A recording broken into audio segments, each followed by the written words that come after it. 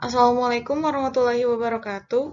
Izin memperkenalkan diri, nama saya Lola Leonita Yusuf dari tingkat 4A, Prodi Penyuluhan Pertanian Berkelanjutan. Di sini saya akan mempresentasikan tentang laporan hasil praktikum konservasi tanah dan air.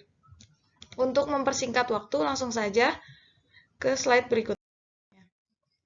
Di sini ada 4 hasil praktikum. Yang pertama ada pengambilan contoh tanah, yang kedua ada identifikasi jenis erosi di lapangan, yang ketiga ada tindakan konservasi tanah dan air secara vegetatif, dan yang terakhir ada lubang resapan biopori.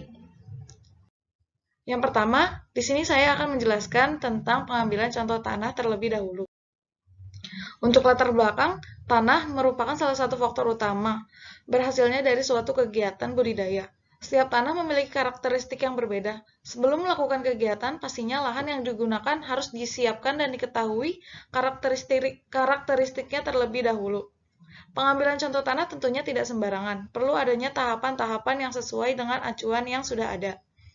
Tujuan dari kegiatan praktikum ini ialah mahasiswa mengetahui pengambilan contoh tanah yang baik.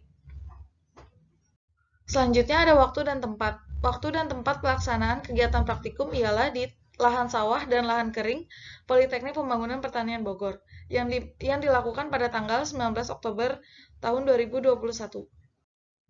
Di sini ada hasil kegiatan. Yang pertama ada dari hasil kegiatan pengambilan contoh tanah lahan sawah. Yang pertama ada membersihkan permukaan tanah dari tanaman yang ada di sekitarnya. Yang kedua ialah membuat lubang berbentuk huruf V. Yang ketiga adalah ambil tanah yang sudah dicangkul membentuk huruf V kira-kira sedalam 1,5 cm. Selanjutnya ialah memotong bagian sisi kanan dan kiri dari sampel tanah hingga membentuk persegi panjang. Selanjutnya tanah yang sudah dipisahkan antara sisi kanan dan kirinya dimasukkan ke dalam ember. Lakukan hal ini di beberapa titik. Untuk kegiatan ini, pengambilan titiknya secara diagonal dan mengambil 8 titik. Dan yang selanjutnya ialah campur sampel tanah yang sudah diambil. Apabila sudah dicampur semuanya, tanah tersebut disatukan lalu dicampur dan diaduk.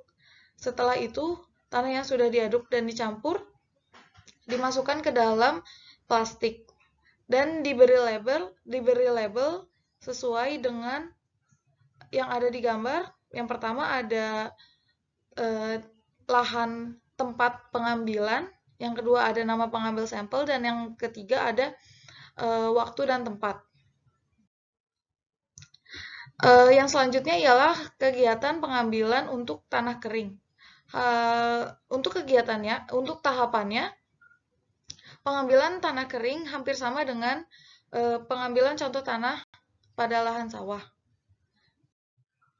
Bisa dilihat pada gambar, hasilnya sama. Dan yang terakhir, dalam pelabelan juga hampir sama. Kesimpulan dari praktikum ini ialah pengambilan sampel tanah dapat diambil pada setiap saat, akan tetapi akan lebih baik dilakukan pada saat setelah panen atau sebelum tanam. Mengapa demikian? Karena pada setelah panen atau sebelum tanam, kondisi tanah diperkirakan belum ada bahan organik tambahan yang diaplikasikan. Sehingga pada pengambilan sampel tanah tidak ada campuran bahan-bahan organik lainnya. Yang kedua, ada hasil praktikum identifikasi jenis erosi. Yang melatar belakangi dari kegiatan praktikum ini ialah erosi merupakan salah satu fenomena alam di mana terkikisnya bagian tanah dari suatu tempat ke tempat lainnya, baik pergerakan yang disebabkan oleh air ataupun angin. Erosi memiliki bahaya yang menyebabkan beberapa hal, yaitu menurunnya produktivitas tanah, di mana umumnya erosi menimpa lahan-lahan pertanian. Adapun tujuan dari kegiatan praktikum ini ialah mahasiswa dapat mengidentifikasi jenis erosi yang ada di lapangan. Untuk waktu dan tempat, kegiatan praktikum ini dilakukan di lahan pertanian praktik Politeknik Pembangunan Pertanian Bogor pada tanggal 4 Januari tahun 2022. Di sini ada beberapa hasil kegiatan yang dilakukan pada lahan. Yang pertama ada longsor, yang kedua ada erosi alur, dan yang ketiga ada erosi parit. Adapun longsor sendiri pada gambar ialah kondisi lahan sudah terlalu curam. Akan tetapi longsor ini masih tergolong longsor yang ringan karena tidak menyebabkan kerusakan pada lahan sawah yang ada di bawahnya.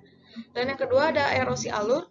Erosi alur terjadi akibat adanya air yang terkonsentrasi dan mengalir pada tempat tertentu di permukaan tanah sehingga pemindahan tanah menjadi lebih banyak pada tempat tersebut. Erosi alur terjadi akibat adanya curah hujan yang tinggi.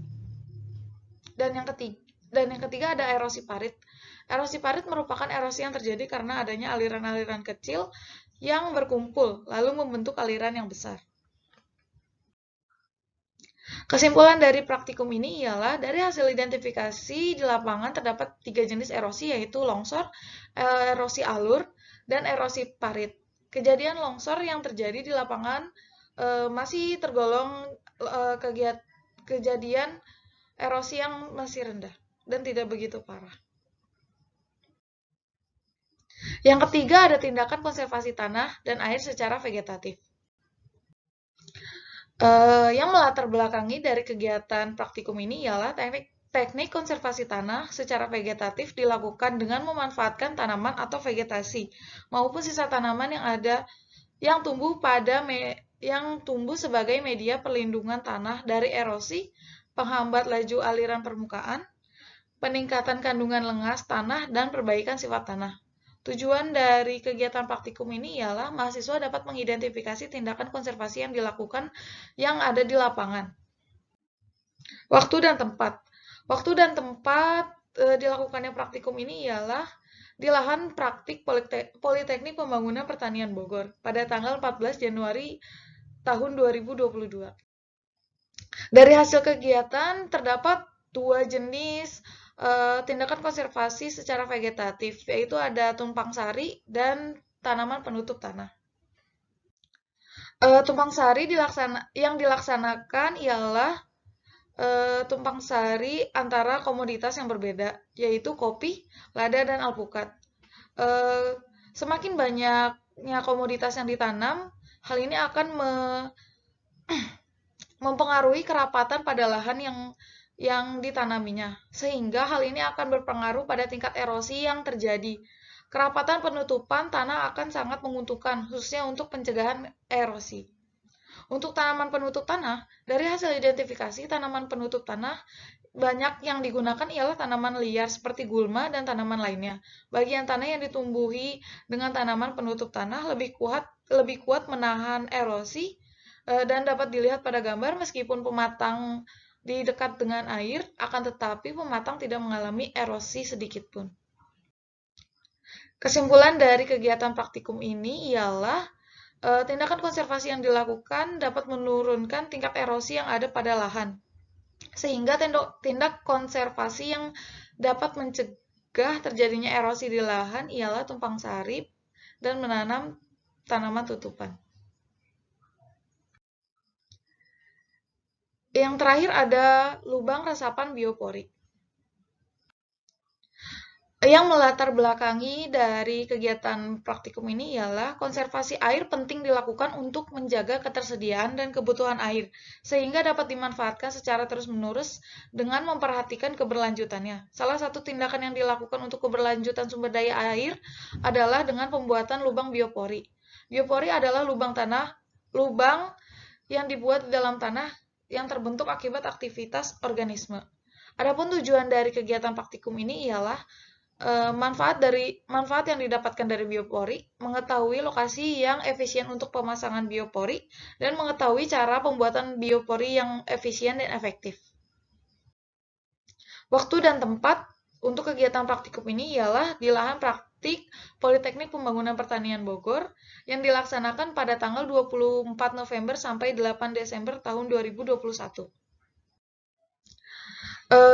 Adapun hasil kegiatan, yang pertama adalah pembuatan biopori. Untuk pembuatan biopori, yang pertama ialah tentukan lahan yang akan dipasang lubang biopori tersebut. Buat lubang sedalam kurang lebih 50 cm dengan menggunakan bor tanah. Kemudian siapkan 8 buah botol yang bagian atasnya dipotong sekitar 15 cm. Setelah dipotong, lubangi bagian-bagian botol dengan menggunakan paku. Selanjutnya, untuk botol yang sudah dipotong dan dilubangi diisi dengan menggunakan sampah organik. Setelah sampah organik dimasukkan, lalu botol yang sudah diisi sampah organik tersebut dimasukkan ke dalam lubang yang sudah dibuat sebelumnya. Dan yang terakhir ialah menutup kembali lubang yang sudah diisi dengan botol dan sampah organik tersebut. Kondisi sampah organik setelah 14 hari. Dapat dilihat pada gambar kondisi sampah organik setelah 14 hari mulai berubah warna menjadi warna yang lebih gelap dan ketinggian sampah organik mulai menyusut, yang menandakan mulai terjadinya proses penguraian dari dalam tanah. Adapun kesimpulan dari praktikum ini ialah dapat dilihat kondisi sampah organik setelah 14 hari mulai berubah warna menjadi lebih gelap dan ketinggian sampah organik yang ada di dalam botol mulai menyusut. Yang dimana hal ini menandakan bahwa mulai terjadinya proses penguraian yang ada di dalam tanah. Adapun kendala yang dialami selama kegiatan praktikum ini ialah agak sulitnya dalam pembuatan lubang, lamanya terurai sampah organik, dan sulit dalam pengecekan kondisi lubang resapan biopori.